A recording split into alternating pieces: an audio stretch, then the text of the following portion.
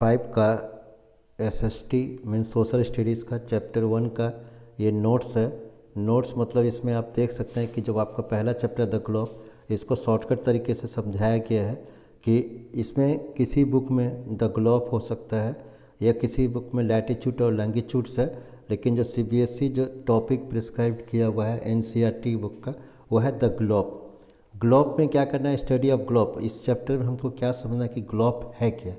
तो सबसे पहले तो ये समझना है कि अगर अर्थ को आप देख रहे होंगे तो ये जो अगर शेप इस तरीके से है जैसे इसको दिख रहा है, तो इसी का एक मॉडल बनाया गया है अर्थ का, और अर्थ का जो मॉडल बनाया गया है उसको ग्लोब कहा जाता है। यानी globe is A small model of earth. अगर नोट्स में ध्यान देंगे तो इसमें छोटे से लिखा हुआ है कि जो ग्लोब है वो एक अर्थ का छोटा सा मॉडल है। ग्लोब जो है वो क्या करता है कि gives the correct shape, size, location of the continent and ocean on the earth. कि अर्थ का जो यहाँ पर देख रहे, अगर अर्थ है, अगर अर्थ को ध्यान से देखेंगे कि अगर ये अर्थ है तो यहाँ पर इसका एग्जैक्ट शेप बताता है कि कहाँ पर क्या है। यहाँ पर वाटर है, कि यहाँ पर कॉन्टिनेंट है, एशिया कॉन्टिनेंट है, कि यहाँ पर नॉर्थ अमेरिका, यहाँ साउथ अमेरिका है। तो इस तरह से इसको कॉन्टिनेंट के बारे में या ओशियंस के बारे में बताता है। अर्थ जो है rotates on an imaginary fix line called the axis. Earth जो है एक, अगर आप देखेंगे अर्थ को समझने की कोशिश करेंगे कि एक चीज़ में घूमता है। जैसे अगर हम इस पिक्चर्स को गौर करेंगे, यहाँ पर पिक्चर्स में अगर ये अर्थ, ये ग्लोब है, तो ये जो ये एक्सिस होता है, जैसे एक एक्सिस में घूमता है, इस तरह से एक ऑर्बिट होता है, ऑर्बिट घूमता है।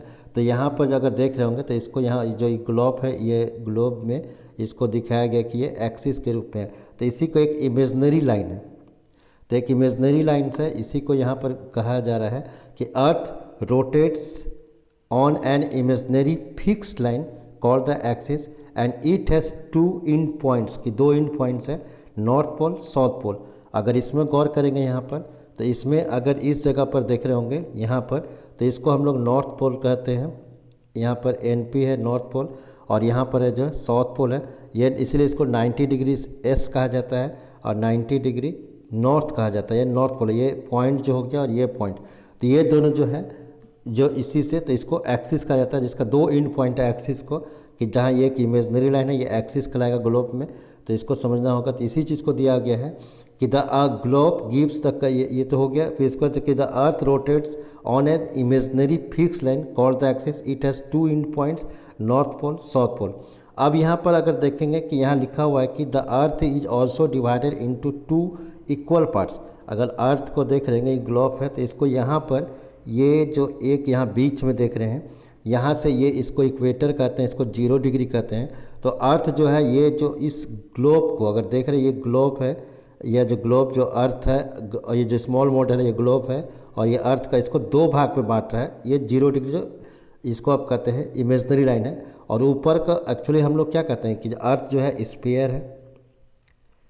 अब स्फीयर है तो इसको अगर तोड़ देते हैं तो ये आधा बच गया, तो आधा को हम लोग HIMI हेमी कहते हैं, तो इसलिए हेमी स्फीयर हो गया, ये H कहला गया।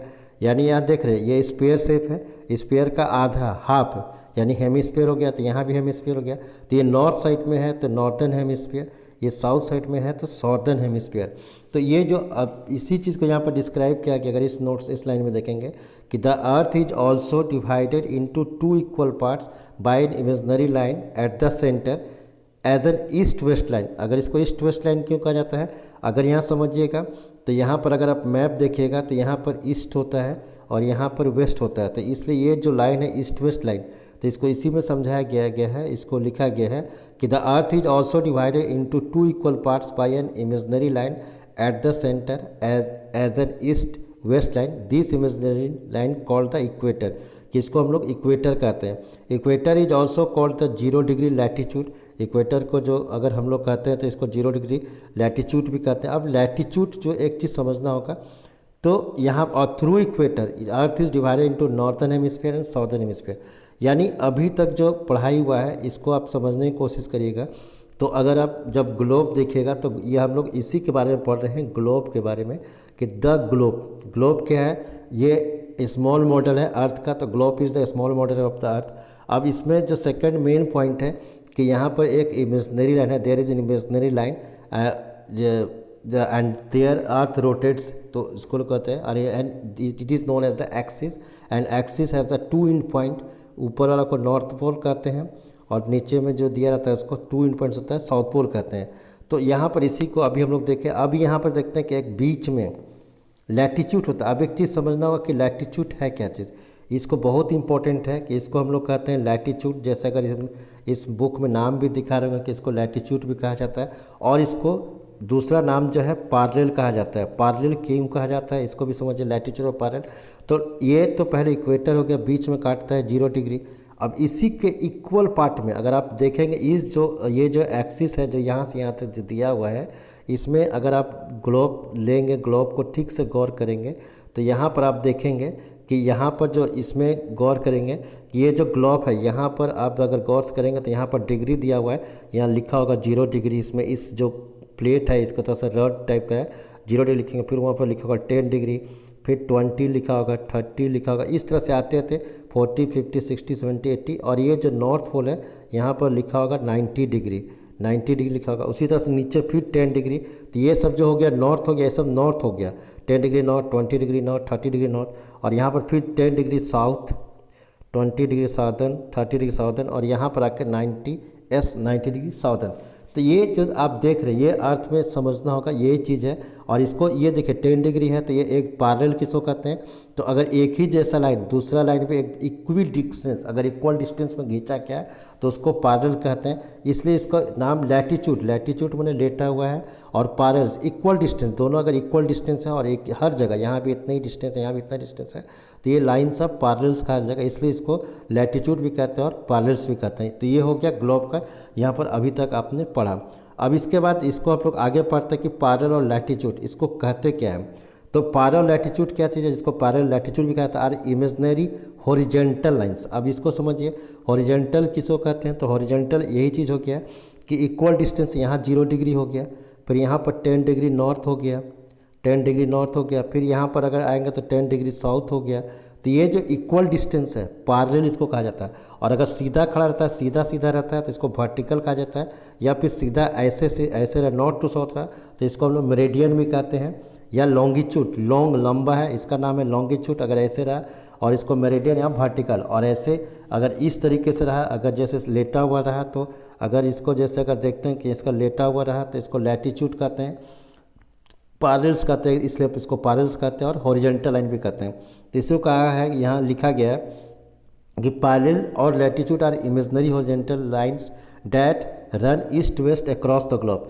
कि पैरेलल्स क्या है, अगर देखेंगे कि यहाँ पर फिर अभी हम समझाए थे आपको कि ये जो है ग्लोब है, यहाँ पर ऐसे गया 0 डिग्री, फिर 10 डिग्री, फिर 20 डिग्री, तो ये जो पैरेलल्स है यहाँ तक लास्ट है।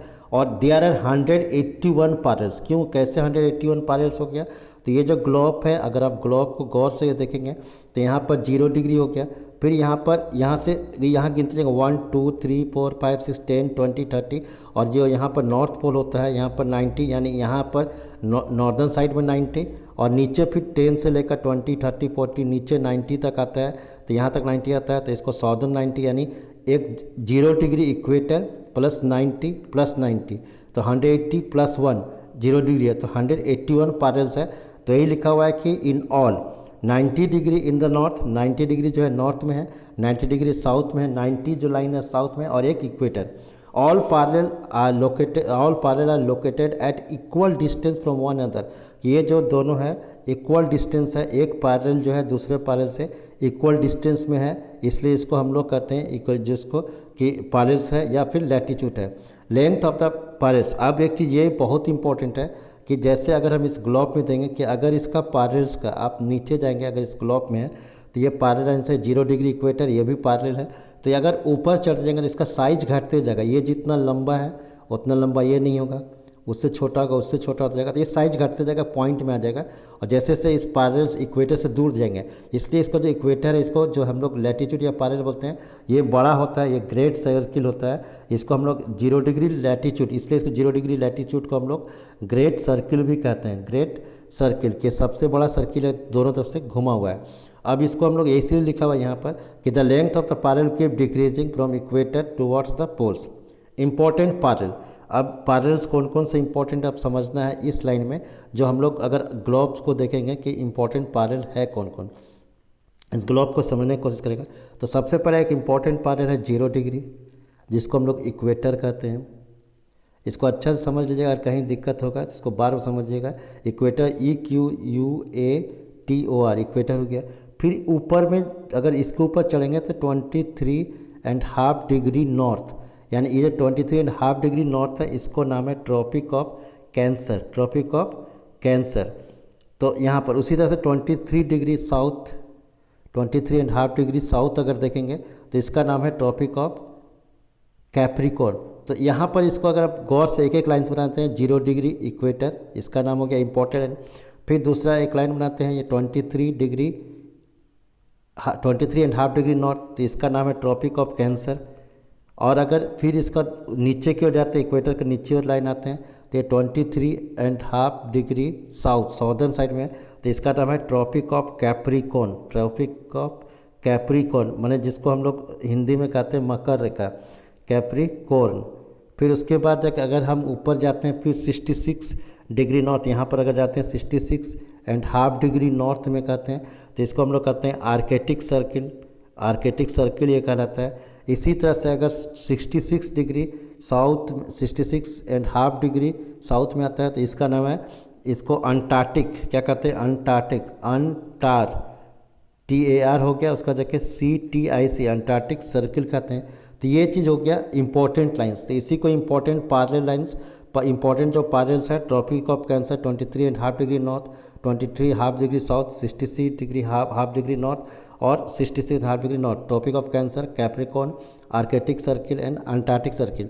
अब इसके बाद मेरिडियन और लॉन्गिट्यूड, मेरिडियन और लॉन्गिट्यूड क्या चीज़ है, तो यहाँ देख अगर इस अर्थ में देखेंगे तो यहाँ पर क्या होता है, इस अर्थ में अगर ग्लोब में देखेंगे, इस ग्लोब को गौर करेंगे तो यहाँ से जैसे हम लोग तो अभी यहाँ से ऐसे लाइन खींच रहे थे, इक्वेटर हो गया, लेकिन यहाँ पर अगर हम लोग नॉर्थ टू साउथ खोजते हैं और यहाँ पर अगर गौर करेंगे तो इसको 0 डिग्री मेरिडियन कहा जाता है। ऊपर में बोले सीधा होता, पहले ही बताए थे कि इसको देखो लेटा हुआ है तो लॉन्गिट्यूड, और सीधा होता नॉर्थ टू साउथ तो लॉन्ग, लेटा हुआ है तो लैटी लेटा हुआ, इस तरह से पैरेलल है तो लैटी।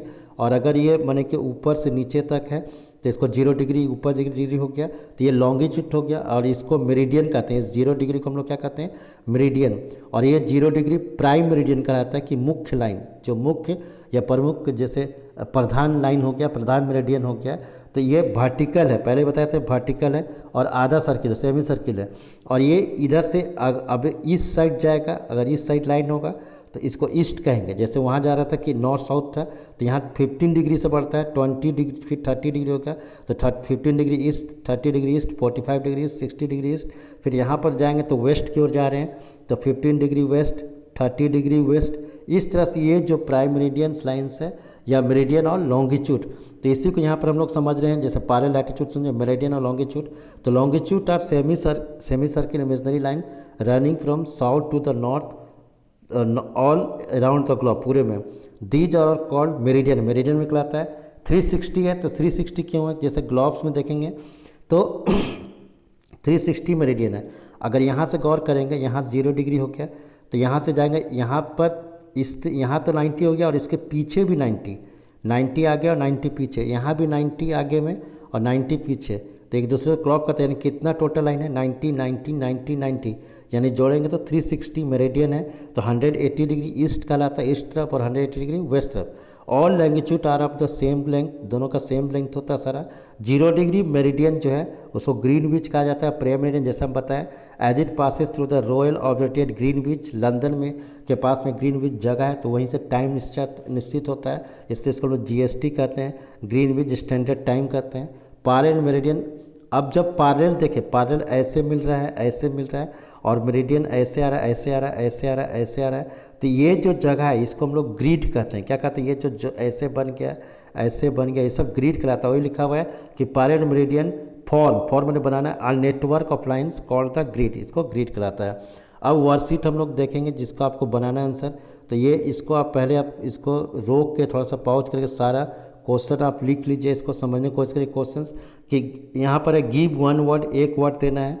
N imaginary line that runs, इसके बारे में क्या चीज़ कहलाता है। फिर ओसी an imagine that goes round the Earth divide into northern and southern hemisphere क्या है, प्लैनेट वी लीव ऑन जिसमें हम रहते हैं उसका नाम क्या है, स्मॉल मॉडल ऑफ अर्थ क्या कहलाता है, 23.5 डिग्री नॉर्थ क्या कहलाता है। तो इसका आप क्वेश्चंस का आंसर आपको लिखना है। इसको अगर आप लिख लिए होंगे तो आगे बढ़ते हैं। इसको थोड़ा देर रोक के आप इसको पूरा क्वेश्चंस कॉपी में उतार लीजिए और या उसका आंसर भी डायरेक्ट लिख सकते हैं। फिर इसका मैच द कॉलम्स है, यहाँ पर देखेंगे इसमें कि ये इतना क्वेश्चंस है, मैच द कॉलम्स है बी में, तो मैच द कॉलम्स इसको आपको लिखना है। इसका जैसे कॉलम ए कॉलम बी दिया हुआ है तो इसको मैच करना है, इसको आप उतारिए। फिर उसके बाद जो क्वेश्चन है कि answer of the following question, what are latitude, latitude क्या है ये लिखना है। फिर व्हाट इज़ ग्लोबल ग्रिड, या ग्रिड भी कहीं कहीं क्वेश्चन में ग्रिड भी होता है और कहीं कहीं ग्लोबल ग्रिड भी है। फिर what are the tools we use to study the earth, earth study करने क्या क्या टूल्स यूज़ करते हैं, तो टूल्स जो हम बताएं 0 डिग्री 23.5 डिग्री उसको टूल्स कहते हैं। डिफाइंड लैटिट्यूड लॉन्गिट्यूड, तो आप बुक में जाके या जो नोट्स है नोट्स में जाके सारा का आपको आंसर लिखना है। थोड़ा देर इसको पॉज करके आप सारा क्वेश्चंस को आप देख लीजिए। अगर लिख लिए होंगे तो मैच द कॉलम को आगे बढ़ाते हैं, फिर क्वेश्चंस को लिख लीजिए, सारा क्वेश्चंस लिखिए।